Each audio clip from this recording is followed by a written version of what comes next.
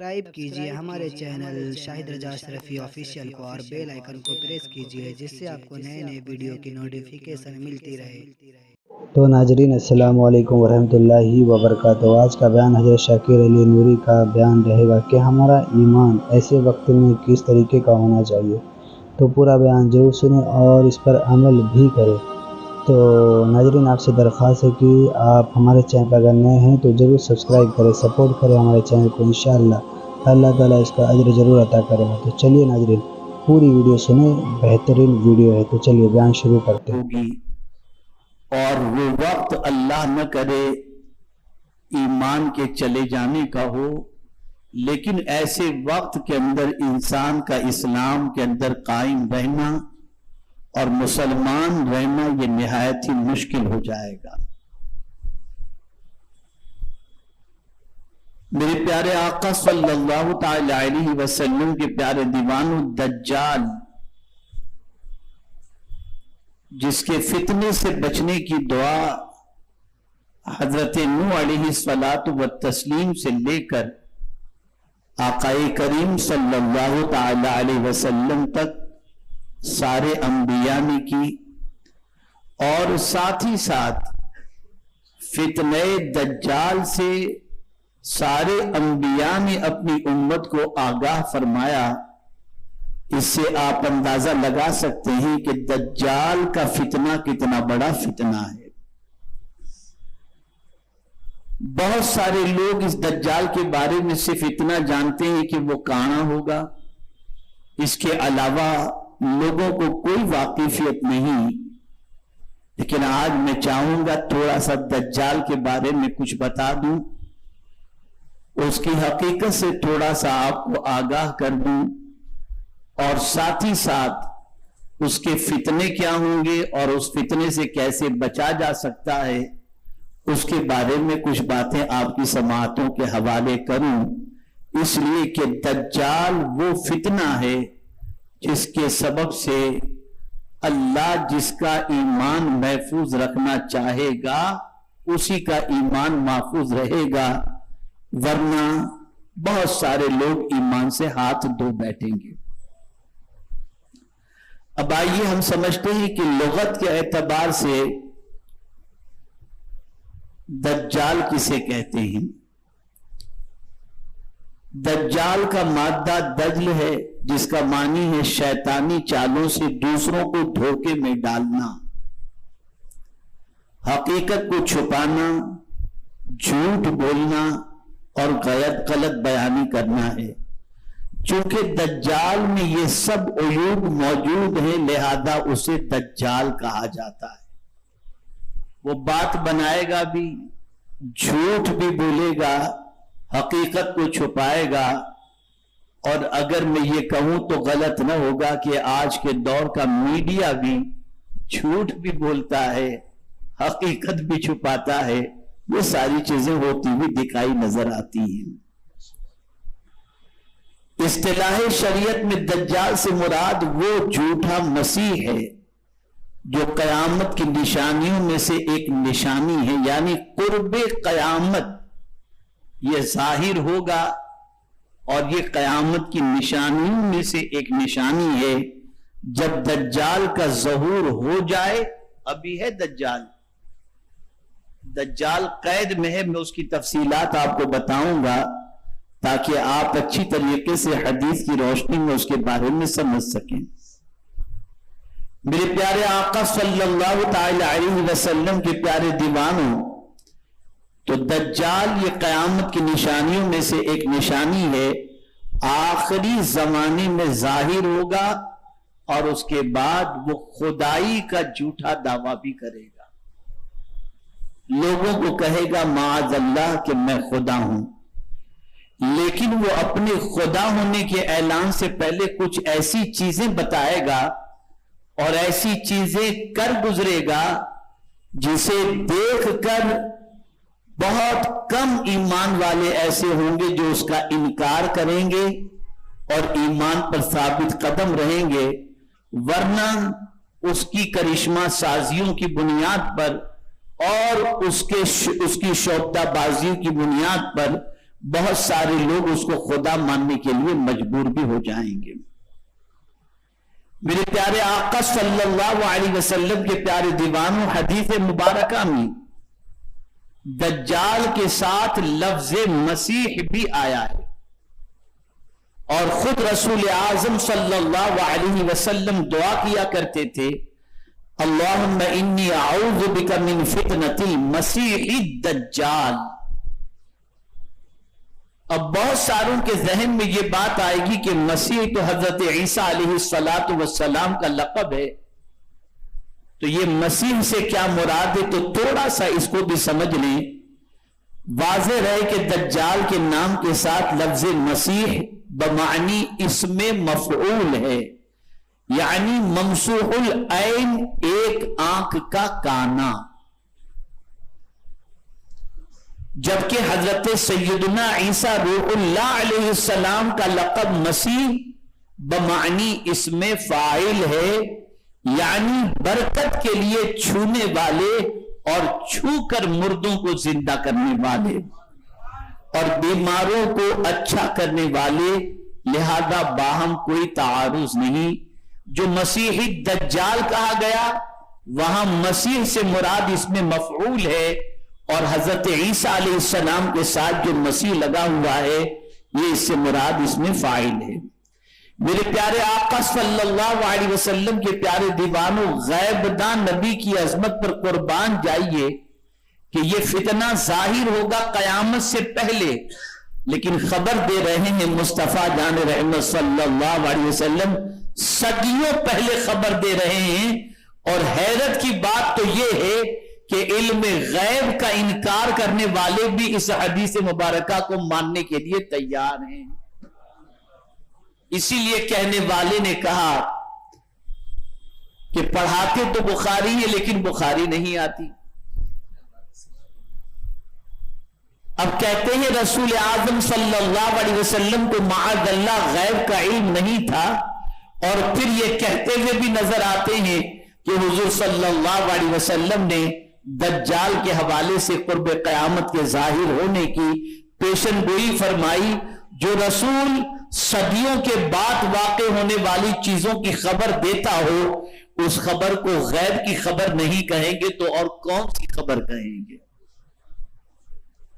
ہمارا عقیدہ ہے کہ حضور صلی اللہ علیہ وسلم کو اللہ عز و جل نے جتنا علم عطا فرمایا ہے، اس علم کے ذریعے آقا کریم صلی اللہ علیہ وسلم لوگوں کو باخبر کرتے ہیں۔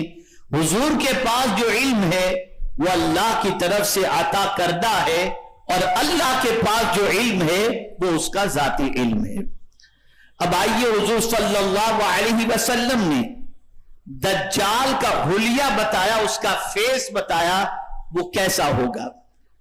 تو میرے پیارے آقا صلی اللہ علیہ وسلم کے پیارے دیوانوں، آقا کریم صلی اللہ علیہ وسلم نے فرمایا کہ دجال ایک نوجوان کافر مرد ہے، پست قد ناٹا ہوگا، عظیم الجثہ بہت موٹا، سرخ رنگت لال رنگ والا ہوگا، ایک آنکھ سے کانا ہوگا، اور اس کے بال گھنگرولے ہوں گے۔ یہ رسول اعظم صلی اللہ علیہ وسلم نے نشاندہی فرمائی۔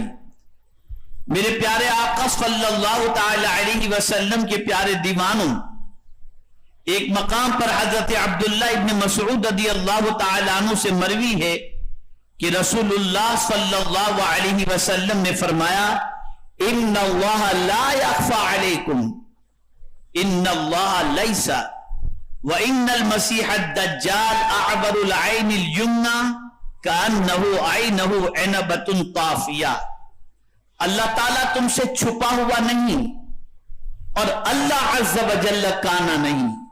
سرکار صلی اللہ علیہ وسلم یہ کیوں فرما رہے ہیں کہ اللہ عز و جل کانا نہیں؟ وجہ یہ ہے کہ جو خدائی کا دعویٰ کرنے والا دجال ہوگا وہ کانا ہوگا، تو میرا مولا تو وہ ہے جو ہر عیب سے پاک ہے، ہر عیب سے پاک۔ اور میں یہاں ایک بڑی پتے کی بات بتا دوں، عمومی طور پر چونکہ علماء بھی موجود ہیں، طلبہ بھی موجود ہیں، یہ ان کے لیے بڑی عظیم انشاءاللہ العظیم بات ہوگی۔ بخاری شریف کی آخری حدیث سبحان اللہ و بحمدہ، ٹھیک ہے نا؟ کیا معنی ہوتا ہے؟ اللہ پاک ہے، پاک ہے اللہ۔ اب سوال یہ پیدا ہوتا ہے کہ اس کی پاکی ہم بیان کرتے ہیں تو وہ تو ہے ہی پاک، تو پھر پاکی بیان کرنے کی وجہ کیا ہے؟ تو فرمایا گیا اس کی پاکی اتنی بیان کرو کہ اس کی پاکی بیان کرتے کرتے تم خود بھی پاک ہو جاؤ۔ تو میرا مولا سبحان کی معنی ہوتا ہے ہر عیب سے پاک، ہر کمی سے پاک، ہر نقص سے پاک۔ اسی لیے جب پروردگار نے اپنے محبوب صلی اللہ علیہ وسلم کے سفر معراج کا تذکرہ شروع فرمایا تو اسی سے شروع فرمایا، سبحان الذی اسری بعبدہ، پاک ہے وہ ذات جس نے سیر کرائی اپنے بندے خاص کو۔ یہ سبحان سے ذکر شروع کرنے کی وجہ کیا ہے؟ تاکہ لوگوں کو یہ سمجھ میں آئے کہ جس رسول کے سفر معراج کے بارے میں تم تعجب کرتے ہو تو تعجب کرنے کی کوئی ضرورت نہیں ہے، اس لیے کہ جو لے گیا وہ ہر عیب سے پاک ہے، ہر کمی سے پاک ہے۔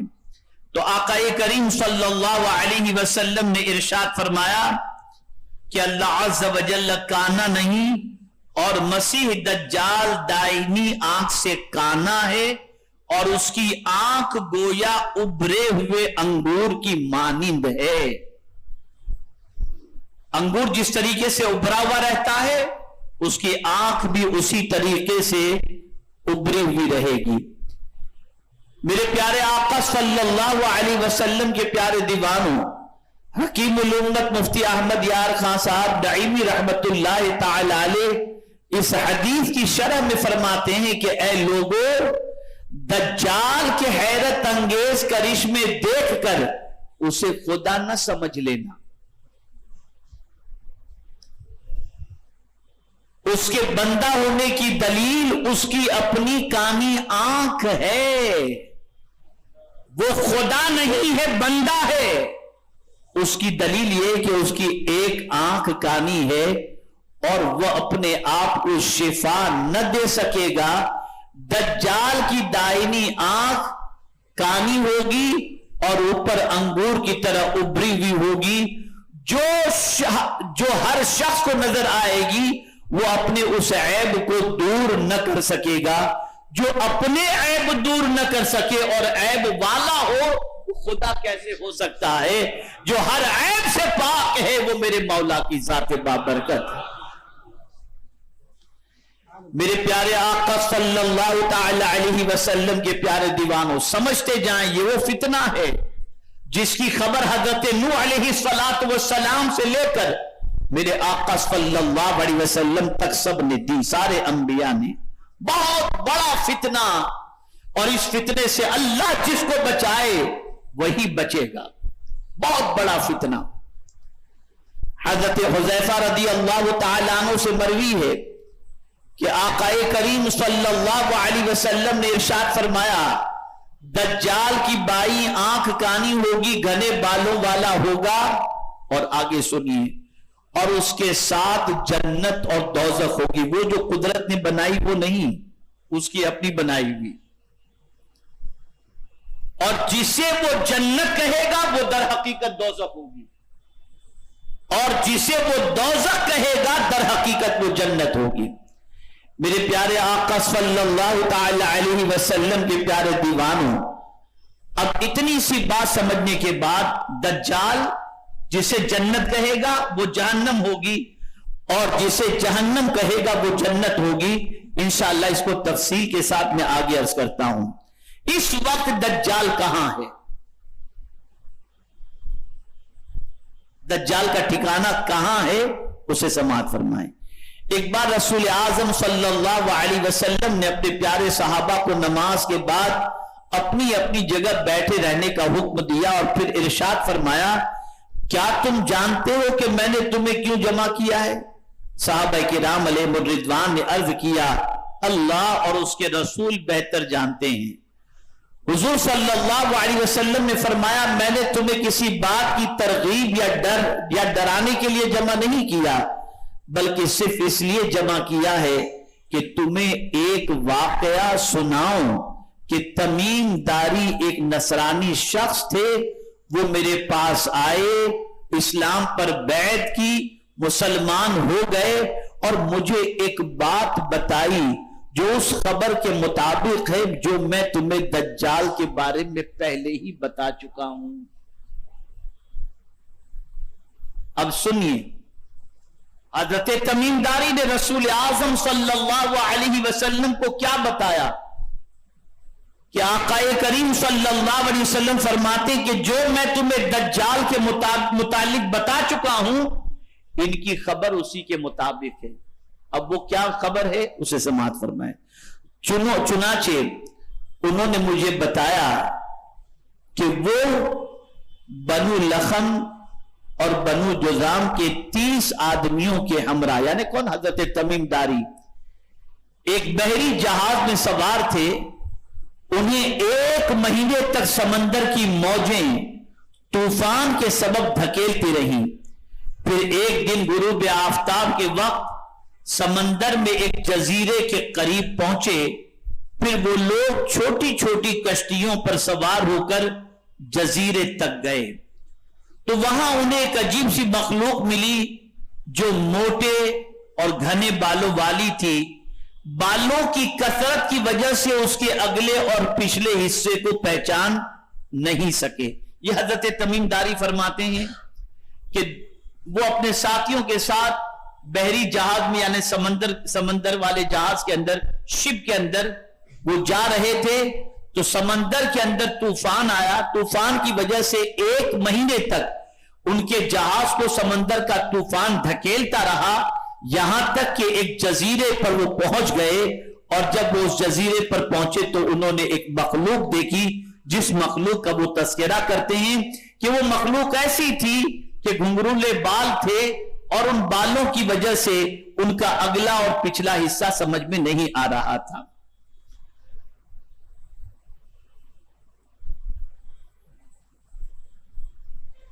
उन्होंने उससे कहा कि तेरा खाना खराब हो, तू कौन है? यानी उस मखलूक ने हजरत तमीम दारी से कहा, तेरा खाना खराब हो, तू कौन है?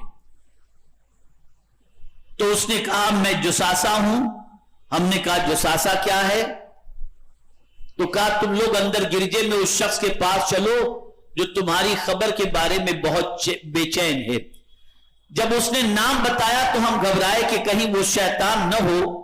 बहरहाल हम जल्दी जल्दी गिरजे तक पहुंचे। वहां अंदर एक बहुत भारी भरकम शख्स था। हमने इतनी बड़ी जसामत वाला, यानी पस्ता कामत और बहुत मोटा और ऐसा मजबूत बंधा हुआ शख्स पहले कभी नहीं देखा था। उसके हाथ कंधों तक और घुटने टखनों तक लोहे की जंजीरों में बंधे हुए थे। हमने पूछा, कम वक्त तू कौन है? उसने कहा कि जब तुमने मुझे पा ही लिया है और मुझसे वाकिफ हो गए हो तो मुझे बताओ कि तुम लोग कौन हो। हमने कहा, हम अरब के लोग हैं। उसके बाद सैयदना तमीम दारी ने अपने बहरी सफर तूफान जजीरे में दाखिल होने और जुसासा से मिलने की तफसील दोहराई। उसने पूछा, क्या बैसान उर्दन का एक शहर जो इसराइल के कब्जे में है कि खजूरों के दरख्तों पर फल आते हैं? हमने कहा, हां। उसने कहा, वो जमाना करीब है जब उन दरख्तों पर फल नहीं आएंगे। फिर उसने बहीरे तिबरिया, इसराइल के शुमाली मशरिक में उर्दन की सरहद के करीब में पानी से मुतालिक पूछा। हमने कहा, उसमें बहुत पानी है। हमने कहा कि उसमें बहुत पानी है।